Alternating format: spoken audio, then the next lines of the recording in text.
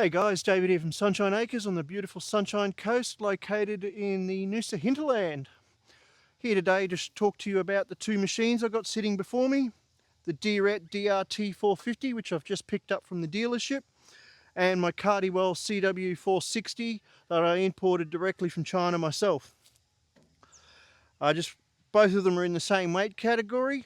They both have 22 horsepower engines and they both have triple pumps. So why would you pay $16,000 for the machine from a dealership versus $8,000 directly imported yourself? So I'm going to have a little bit of a walk around today and show you why you might be inclined to want to spend a little bit more, or if you're more of a budget friendly person and you've got a strict budget, you might be interested in a machine more along the Landhero side. The triple pumps are both around the same capacity, around 30 litres per minute. Both of these machines will run a stump grinder or a trencher as long as it's matched for your hydraulic flow. They'll both run augers.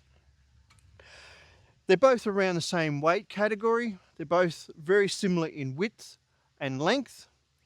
So let's deep dive in a bit more and have a look into why this one here is twice the price versus this guy. First things you'll notice is the lifting arms here. These are a single lifting arm, a box section. These are a C-channel here, and these are known to break in here when they're being over abused. Whereas this guy has a nice big thick panel, and if you think about shear strength, this is considerably stronger.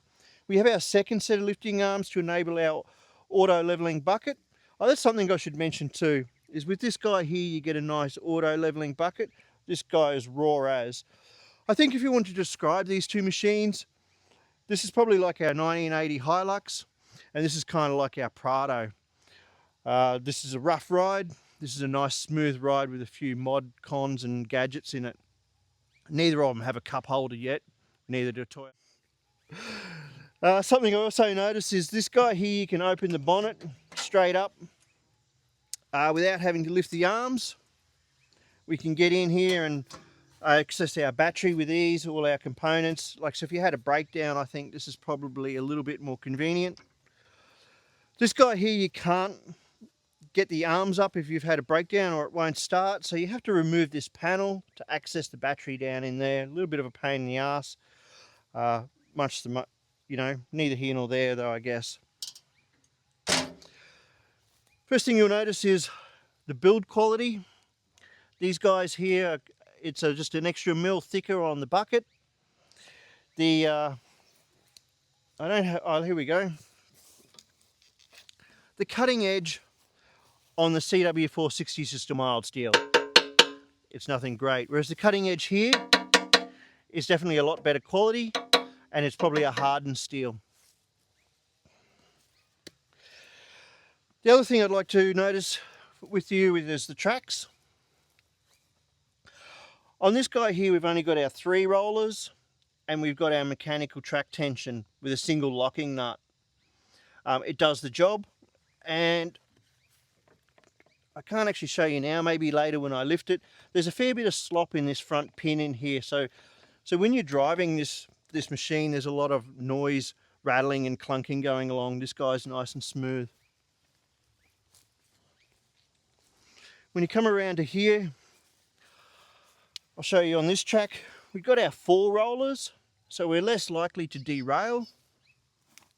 And we've got our locking nut here, but we actually adjust this track tension with this nut on the end here. So we've got a nut to kind of adjust it and a locking nut. So it's almost like a double locking situation here to stop it rattling loose. So it's a lot better tensioning system. If you just have a general look around here too, it's a bit more robust and a bit more duty. We don't have a gap through the back here, so dirt's not coming in through the back. The other thing too is these rollers are greasable, but I've noticed that the grease nipple is on the inside of this, so that's kind of stupid. That's just it's like a Chinese torture thing, I'm sure of it. Sure, they could have reversed it around. They just wanted to be difficult. A bit like my Great Wall car, like between the different models, I just didn't get the in and out steering wheel. Another thing we'll notice is the fuel tank's up high. And this guy comes standard with counterweights. This guy comes with our nice Honda engine. I'll just give you a little listen to this. I'd consider this sort of like your V-rod. With that beautiful and smooth.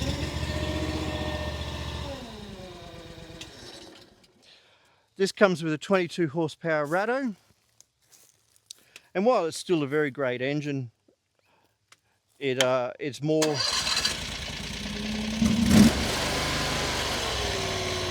I'd consider it more like your Harley Davidson, you know. This would sound great with a great set of extra, you know, twin pipes. I'm going to have a pause there.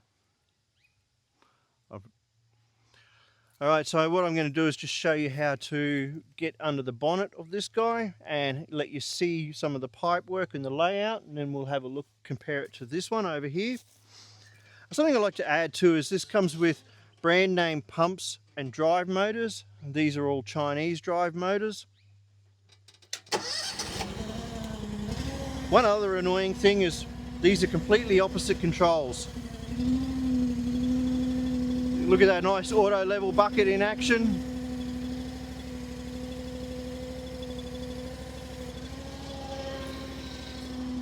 So then to access under the bonnet here, we're meant to take this off for our own safety. And then that'll sit in there. I guess you could lower that down, but I'm not going to.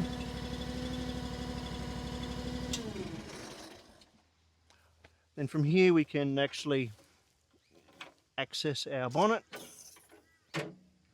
This is all nice quality steel, really good quality hinges with a gas strut. That's a nice finish. Some of the cheaper models don't. This one actually does come with gas struts. So if you can come in a bit closer here. Stock standard, this comes with an exhaust jacket to help with the heat. We've got our triple pump, a nice decent size hydraulic reservoir, and a full-size battery. It's very clean. There's not much happening in there. All the hoses are up out of the way, and they've used nice hard lines. It's not terrible to work on. The oil filter will be have to gotten from the back.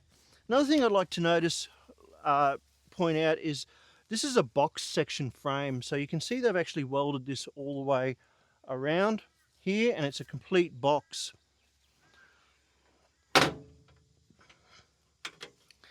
So on this one, it's actually really just a U shape. So if you notice here, it's just got braces across here, in there, and one at the back. The top part where the controls aren't part of the chassis. I don't know if that'll make a lot of difference to the longevity of the machine or for twisting. We'll find that out. Again, we've got our triple pump. This here, exhaust heat shield, is something I'd had to do myself, and this is of course my own little creation. We had to move the fan from the bottom side here and place it on the top side. So that's one of the big differences between these two machines. You get this machine delivered, you need to make some modifications to it straight away. That one gets delivered with Kubota oil in the hydraulics, Shell oil in the engine, and it's good to go straight away. You can drive that straight off your truck and get straight into work. This one here, as soon as it arrives, you've got to change the oils. It's a known thing. We have to change the petrol filter straight away because these are known to have some fueling problems. So yeah, before you can even operate this machine, as soon as it gets off the truck, you need to service it. That one's ready to go. Our hydraulic tank's considerably smaller. Our hydraulic pump, even though it's a triple pump and very similar capacity, is of a lesser quality. It's a Chinese made pump. Not saying it's no good. What I'm saying is that, you know, I sort of expect to get 500 to 1,000 hours out of that. I'm expecting to get 1,500 to 2,000 hours out of that machine. Again, $8,000. This will get all your projects done around your property. No problems but asked. This has never, ever balked at anything I've ever thrown at it. But it did take me a couple of months of R&D development to get the cooling right. I've had to move some hoses out of the way here and here. This heat shield's possibly an overkill, but it's certainly a great addition. I've upgraded the fan to a Davis Craig fan. None of that needs to happen over there because our oil cooler is on the side of the machine, so we don't have any of those heating problems. We do get a full-size battery, and the Ratto is a 20 amp charging system, so it has more than enough capacity to run a second cooling fan if you need to. The other things I noticed straight away too, the difference between the quality in the two are the zerks. This comes with all needle nose zerks, and I've actually had to replace these ones on the side here with a standard zerk for ease of greasing, whereas the DRT comes with standard grease zerks all the way around, so greasing is considerably easier. The other thing I'd like to notice is the operator's station. This guy here, you're very exposed at the back. Yeah, you can pull these guys up, but it's a lot of distance. And I don't even know if that would catch you, save you, to be honest, in a big fall. It's just maybe a false sense of security. I've never used them. I think I'd rather just hop off. The controls are a little bit wider, and there's considerably less resistance on the controls. They're definitely a lot cheaper and a lot smoother. Quick demonstration. This guy's, it's abrupt. It's not smooth. It's very raw and angry when you use it.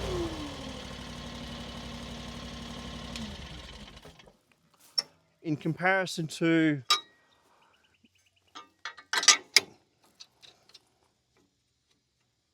the DRT450, the DRT, it's a lot smoother and friendly. Immediately you're inside the control station here, you feel safe. You don't feel like you're going to fall off, which may or may not be a good thing given the hills. A bit of padding makes it nice. It's all clean and user friendly. The controls, as you notice, are nice and smooth.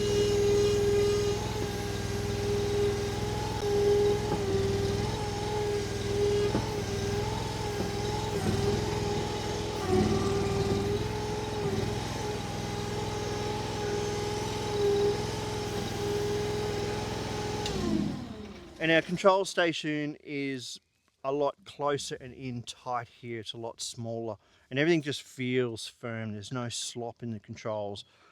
Like this is it's definitely a lot more hand fatigue. Anyway, so that's just a basic run around on the machine. So getting in closest to why you would probably spend more on this. If you weren't mechanically minded, I would definitely point you to one of these. Plus with local dealership and backup, you can have parts straight away. The dealer here in Brisbane carries enough parts. There's another video on my channel showing you all the parts that he has in stock. There's enough stuff in his stock to, fix any breakdown within a week or two. Whereas if you buy this direct from the dealer, direct from the importer, sorry, the seller, you're going to have to wait a few months for your parts, maybe 6 weeks. It just depends on availability and how quick they get those shipped out to you. And again, you're going to have to go backwards and forwards, supply videos, and convince the seller that you have actually got a fault that you didn't do yourself. Whereas with Frank here on North Brisbane, you can just go and take it to him and show him, and he can assess the problem himself if he needs to. So I hope you have enjoyed this, and if you like my channel, if you'd like to see more, give us a like and subscribe, put me out of my misery, help the channel grow. Yeah, stick with us, and thanks guys.